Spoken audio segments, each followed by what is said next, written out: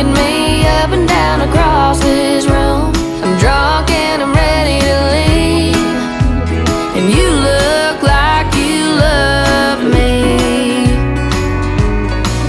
Well, I was down at a local beer joint with a few of the guys when this cute little country girl called mine. And boy, let me tell you, she was the prettiest thing I'd ever seen in a pair of boots. Well, she walked right up to me, handed me a beer, gave me a look like, let's get out of here. And that's when I realized that she was every cowboy's dream come true. She told me this right here. She said,